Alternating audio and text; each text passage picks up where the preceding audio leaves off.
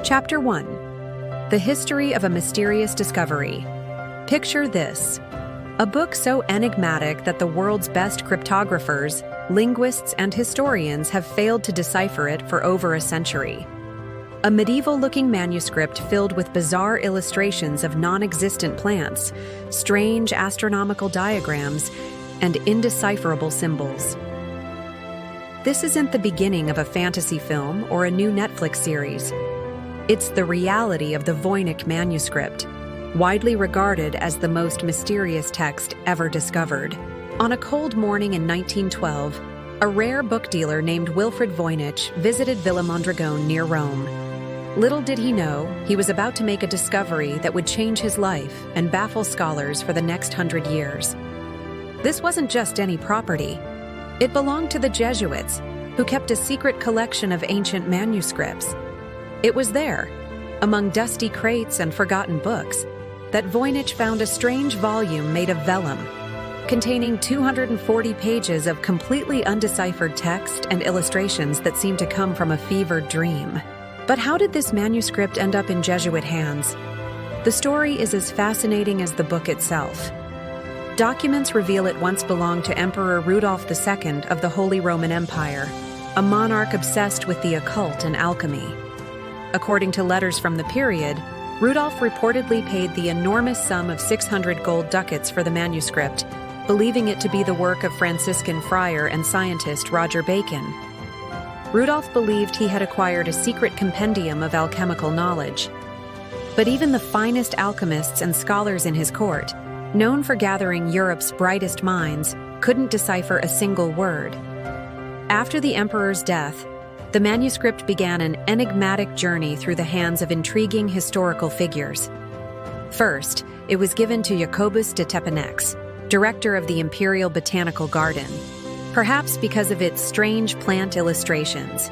His signature, visible under ultraviolet light, is one of the few identifiable marks on the document. Then, in 1622, the manuscript reached Johannes Marcus Marci, rector of Prague University. Eventually, Marci sent it to Jesuit scholar Athanasius Kircher, one of the most learned men of his time, an expert in Egyptian hieroglyphs and ancient languages. Even Kircher, considered a genius, was perplexed by the symbols. Marci's letter to Kircher, which still accompanies the manuscript, contains startling revelations. It mentions that the book had belonged to Emperor Rudolph II and suggests Roger Bacon as its author. Even more intriguing, Marci claims that a close friend tried to decipher the manuscript for years until his death. After this, the manuscript vanishes from historical records for nearly 250 years. As if by magic, it reappears only in 1912 in the hands of Wilfred Voynich, who purchased it among a collection of ancient manuscripts from the Jesuits, who needed funds to restore their villa. Voynich became obsessed with solving the mystery, dedicating the rest of his life to researching and promoting the manuscript. He displayed it at exhibitions, sent photographic copies to scholars worldwide, and sparked the first major wave of international interest in decoding it. When Voynich died in 1930, the manuscript passed to his widow, Ethel Lillian Voynich, herself a novelist and revolutionary. After her death, it was inherited by her close friend Anne Nill, who sold it in 1961 to rare book dealer Hans P. Krauss. What makes this story even more compelling is that every person who has possessed the manuscript has been changed by it, becoming obsessed with uncovering its secrets. From emperors to scholars to modern scientists, the Voynich manuscript has cast its spell on all who encounter it, challenging human understanding, and our conviction that any code created by humans can ultimately be broken by humans. Chapter 2. Physical and Structural Characteristics. To truly understand the enigma of the Voynich manuscript, we must first examine it as a physical object. What secrets might be hidden in its materials, construction, and composition? The manuscript consists of 240 pages of vellum, animal skin prepared for writing, although it's believed that originally there were at least 272 pages. Some were clearly removed, disrupting the flow of the text and illustrations. Who removed these pages, and what might they have contained? This is just one of the many mysteries surrounding this artifact. In 2009, scientists at the University of Arizona finally put one question to rest. How old is the Voynich manuscript? Using radiocarbon dating on tiny samples of the vellum, they determined it was created between 1404 and 1438, firmly placing it in the early Renaissance. This immediately ruled out theories that it was written by Roger Bacon, who died in 1294, over a century earlier. But here's where things get even stranger. The inks used in the manuscript were analyzed using non-invasive spectroscopic techniques, and researchers found they were typical of those used in medieval Europe. No modern materials were detected, confirming that this is not a modern forgery, as some had suggested. The Voynich manuscript is authentically medieval. The manuscript's construction reveals a complex structure. It's composed of 18 quires, bundles of folded pages, with most containing 16 or 18 pages. Strangest of all are several large fold-out pages containing elaborate diagrams that unfold to 3 or 4 times the size of the standard pages. These fold-out sections contain some of the most bizarre imagery in the entire manuscript. Circular cosmological diagrams filled with stars, nude women bathing in interconnected pools of green liquid, and elaborate pipe systems that seem to flow between containers. Nothing comparable exists in any other medieval manuscript. The binding we see today is not original. It's a limp vellum cover added in the late 16th or early 17th century, replacing whatever binding the manuscript had when first created. Small holes along the edges of pages suggest the original binding used a different sewing method. Perhaps the most intriguing physical aspect is how the manuscript was created in the first place. Microscopic examination reveals no evidence of preliminary sketching or correction marks in the text. The flowing script appears to have been written confidently and continuously, with almost no errors or corrections, highly unusual for a complex encoded text. This suggests either extraordinary preparation and skill, or perhaps that the creator was writing in a language or code system they were extremely familiar with. The text flows naturally, just as your handwriting would in your native language. The illustrations show another peculiar feature. They were painted after the text was written, as the colored pigments occasionally overlap and cover portions of the text.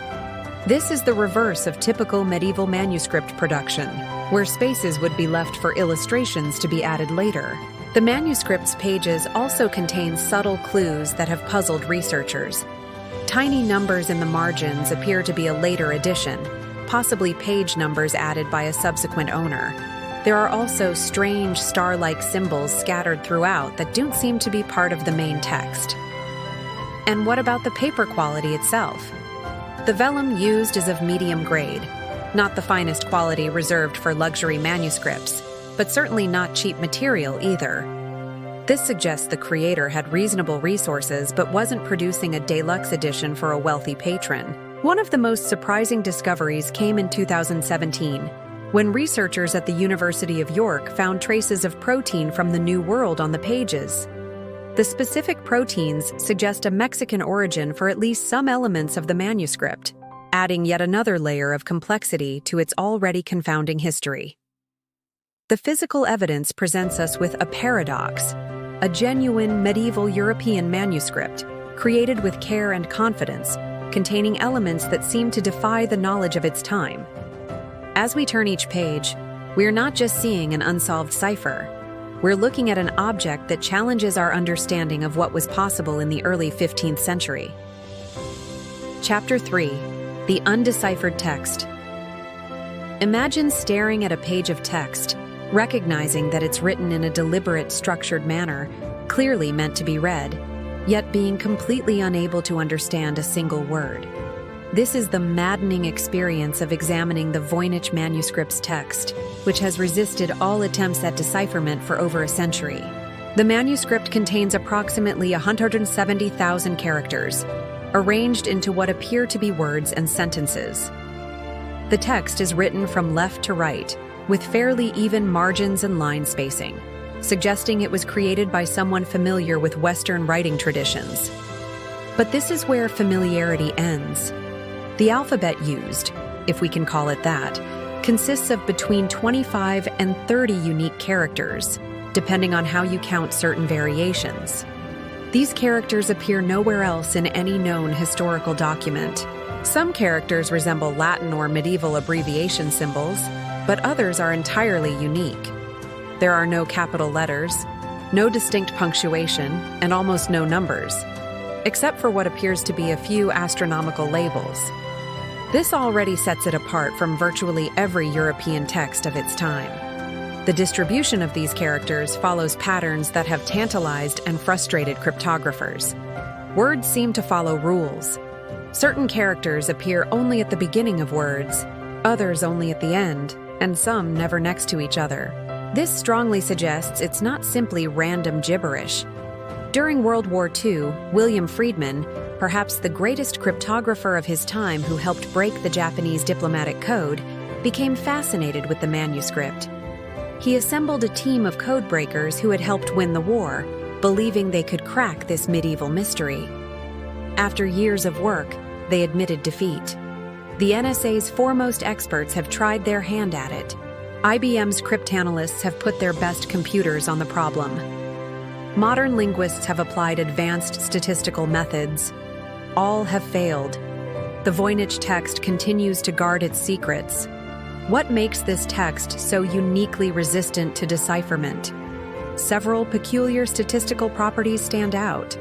First is what linguists call entropy, a measure of information density. The Voynich text has a remarkably low entropy compared to known languages, with far more repetition than is typical. Another bizarre feature is what's called Zipf's law compliance. This linguistic principle states that in any natural language, the most common word appears about twice as often as the second most common word, 3 times as often as the third most common, and so on. Remarkably, the Voynich text follows this pattern perfectly, suggesting it has the statistical structure of a real language. Perhaps the most intriguing feature is that different sections of the manuscript show distinct linguistic patterns. The herbal section uses a somewhat different vocabulary than the astronomical section, which differs from the pharmaceutical section. This mimics how technical vocabulary varies between disciplines in real languages. Over the decades, researchers have proposed dozens of solutions. Some believed it to be an encrypted Latin or German text. Others suggested exotic languages like Manchurian or an early form of Ukrainian. Some proposed constructed languages or sophisticated encoded systems. In 2019, Gerard Cheshire of the University of Bristol claimed to have proven the manuscript was written in Proto-Romance, a precursor to modern Romance languages, using a unique writing system. His paper was initially published but quickly withdrawn when other scholars pointed out fundamental flaws in his methodology. One of the most compelling recent theories comes from computational linguists who suggest the manuscript may use an encoded system called verbose cipher, where single letters are replaced by entire made-up words, creating an artificial language that looks real but is actually a sophisticated code. Others have proposed even more exotic possibilities, that it might be a phonetic transcription of an oral tradition from a now-extinct language, or that it could represent glossolalia, the speaking in tongues associated with religious trances.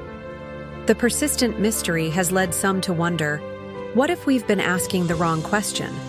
Rather than, what does it say? Perhaps we should ask, was it ever meant to be read at all?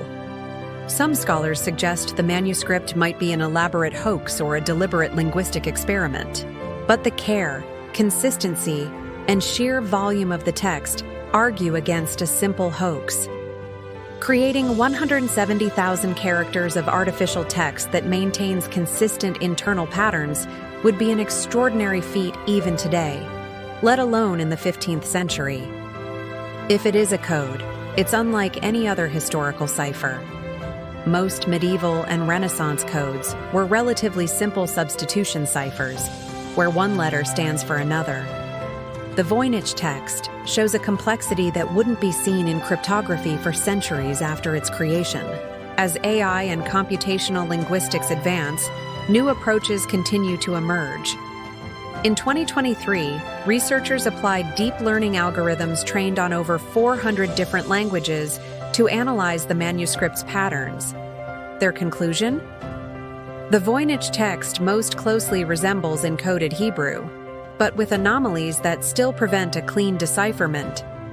After more than a century of failed attempts by the world's brightest minds using the most advanced technologies, the Voynich manuscript's text remains as silent as the day Wilfred Voynich discovered it. Perhaps this is part of its enduring fascination. In an age when we've decoded the human genome and photographed black holes, this 600-year-old book continues to whisper, "Some mysteries remain beyond your grasp,